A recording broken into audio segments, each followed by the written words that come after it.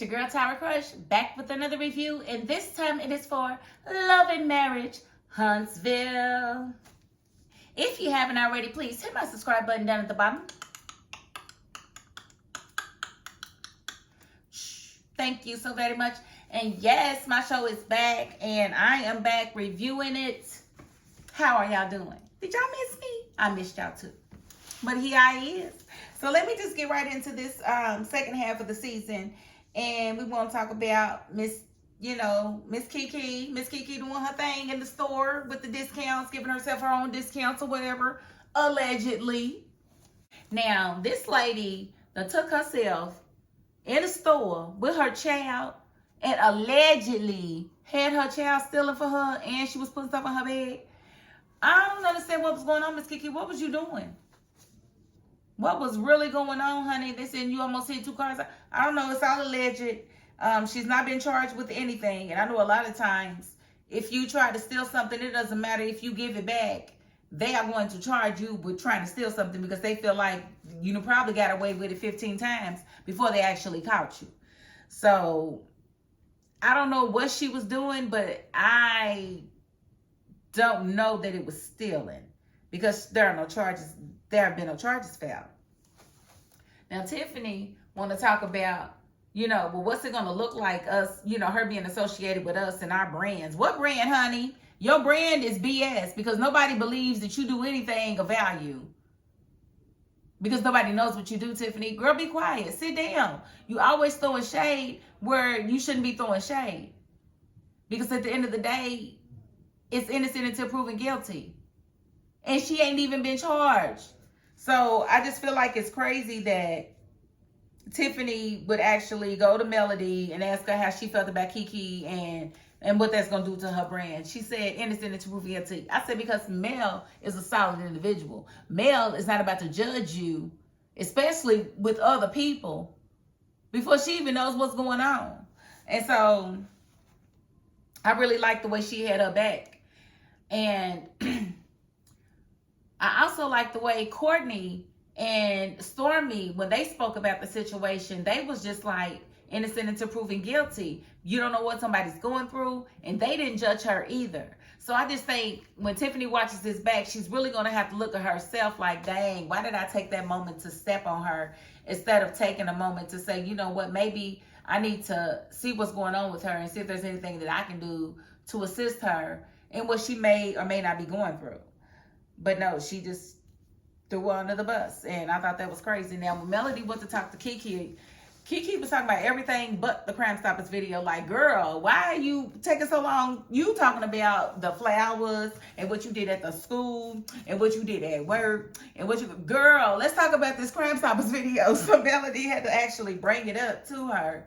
And I thought that, and then, of course, Kiki, well, I've got a lawyer involved, so now I cannot talk anything about it. And she was like, but that was you in the video. She said, I can neither confirm nor deny anything in that video because it is now in the courts. And my lawyer said, girl, boo, it was you or it wasn't you. Was that your car?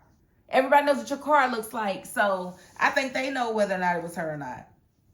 Now, I found it interesting that Marceau, the way he had came at Stormy at the expo, for Tisha to say, I didn't really like the way you responded to Marceau. Marceau pretty much attacked this girl because over $100 that she didn't know anything about because you didn't say nothing to her about it. He didn't say anything to her about it until the day of the show. And I would have went out too. Like, don't come to me about no vendor's fee when you came to me last minute asking me to help you out and please speak at your event. Oh no, there will be no payings of the $100. There will be none of that. And I thought it was very telling when Tisha and Stormy was having their conversation and Letitia was like, well, how would you feel if I was talking to your husband like that? Oh, you ain't that crazy. You ain't that crazy to talk to Courtney like that. You ain't that crazy, which means, girl, she would have dog walked you, Tisha. And Tisha's like, you don't know me like that. You don't know what girl, we know your husband walk all over you. We know that much. We know all he got to do is tell you the sky is purple and you be like, girl, that sky purple. I don't care what you talking about. Purple. So we know enough to know that you I just wouldn't be threatened by her. But I thought it was interesting because in the moment she was really agreeing with Stormy, but after the fact, she's like, she didn't like the way Stormy talked to him either. Girl, boo, have a seat, please, Tisha. They, like, Tisha and Marceau are the fakest couple ever. Like, they fake. Now, I thought it was funny and telling when Tisha was talking to Marceau at their property that is, I guess, being built. She was asking him about how he spent his money, and he started stumbling over words, stuttering. He was like, wait a minute, why you asking me how I spend my money? I don't ever ask you how you spend your money. Don't be asking me how I spend my money. How you be spending your money, Marceau? You be paying somebody's bills, Marceau? What you be doing with your $3,500 a month, Marceau? Nah, Marceau, we want to see where this money going. How we know you ain't get a sponsorship from the people who gave you the car wrap, and the car wrap is free, and you took that money and spent it on your girlfriend? What's really going on, Marceau? Why did you get so upset with her asking you a simple question? I thought that was pretty telling and funny.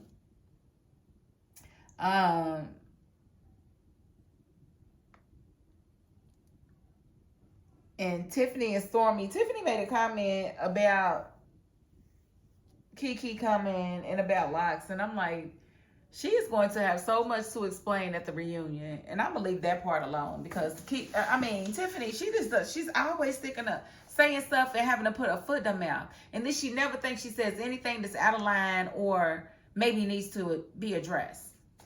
Now, we know that she's doing all of this shade throwing at Kiki because her own life is falling apart. Now, she's sitting here venting to Stormy about the fact that her husband is always on the road and she's having to handle this baby by herself. Baby, you wanted this baby. He didn't. He told you, you don't have enough time for this baby. Where is this time going to come from? And she's like, we'll work it out. Well, why ain't you working it out? Why are you complaining about it now, Tiffany? He told you you didn't have enough time for him. How was you going to have time enough for a baby? And now look at you, looking stupid, sitting there suffering from postpartum depression with a whole baby that, I guess it helps with your separation anxiety. You ain't got to worry about that. You ain't got to worry about your abandonment issues because you definitely got a new baby to take care of. But you can't blame your husband because he tried to tell you that y'all didn't have enough time for no new baby. So I feel like you got to suck this one up, honey. You going to have to suck this up, Toots. You just really are. And I just feel like I did like the advice that Stormy gave her. And that advice goes for anybody. Because a lot of times with strong people, we forget that we can be weak at times. Like, you don't have to be strong all the time. Just like it's not ideal to feel like you're going to be happy at all times. There's going to be times when you're not happy in your relationship. But you stay in it and you work through it. So I just really feel like Stormy gave her some very good advice and, and just allowing herself to have grace, giving herself grace. And I thought that was good. Stormy can be a very, very good friend when she wants to be. And I don't think there's anything wrong with Stormy. It's just sometimes she rubs me the wrong way. Sometimes she comes off a little bit brash, but a lot of times it's not unwarranted or for no reason except for when it's Mel. I feel like everything that she's said about Mel was unwarranted.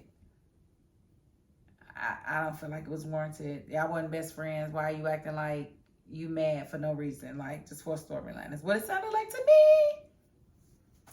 Okay, so let's talk about Nell and Chris. Nell and Chris went and had dinner with the Scotts, Tisha and Marceau. Well, Tisha and Marceau were going on and on about the expo because that's what Nell and Chris wanted to talk about. And they wanted to know why they wasn't invited to the expo because they've been in business for 29 years. And, Marceau gonna tell this woman that he didn't know what she did. He thought that Chris was a real estate broker and she was his pretty wife.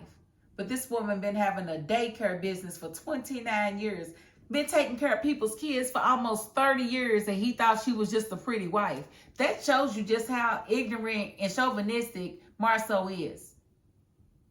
He is so ignorant. He always got something to say to a female. And for him to sit there and talk about Mel's business, talking about, I don't think selling t-shirts warrants me, you know, paying you to speak. Like, that's all she does.